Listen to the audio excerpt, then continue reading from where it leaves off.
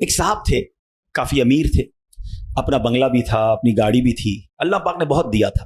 شام کو گھر آئے، بچوں کے ساتھ وقت گزارا، کھانا کھایا اور اس کے بعد اپنے بستر پر لیٹ گئے۔ رات ہو گئی تھی، بڑا نرم بستر تھا، ٹھنڈا کمرہ تھا، مگر کروٹ بدلتے جا رہے تھے، نیند نہیں آ رہی تھی۔ اب نیند بھی اللہ پاک کی نعمت ہے، جس کو آ جائے لوگ اس کی بھی قدر نہیں کرتے، پوچھو اس سے جس کو نیند نہیں آتی۔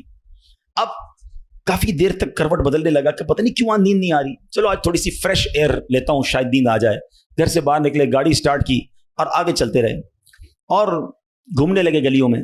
اچانک ایک مسجد نظر آئی اور مسجد کا دروازہ کھلا نظر آیا۔ کہ چلو یار ایسے ہی گھوم رہا ہوں، ذرا مسجد کے اندر چلا جاتا ہوں، وضو کر کے کچھ 2 رکعت نفل پڑھ لیتا ہوں۔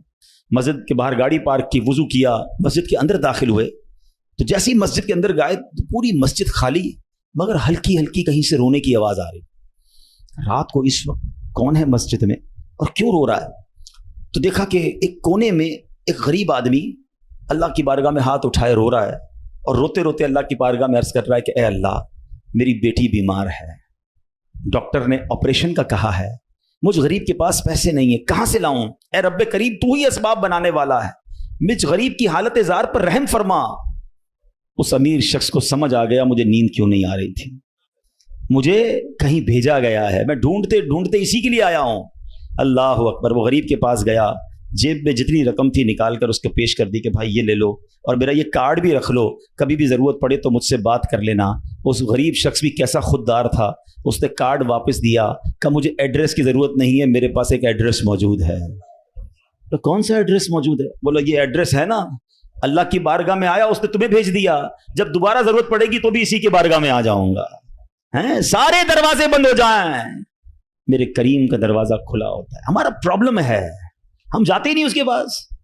اچھا اپنا ایک چھوٹا سا ٹیسٹ لے لو نا، تاکہ اندازہ ہو جائے گا آپ کو۔ کبھی بھی آپ کو بیماری ہو، پیٹ میں درد ہو، سر میں درد ہو، پاؤں میں درد ہو، چوٹ لگ جائے، پہلے کون یاد آتا ہے؟ ڈاکٹر۔ ڈاکٹر کے پاس چلو، یار بڑا درد ہے، کسی کو معلوم کرو کیسے علاج ہوگا، دوائی۔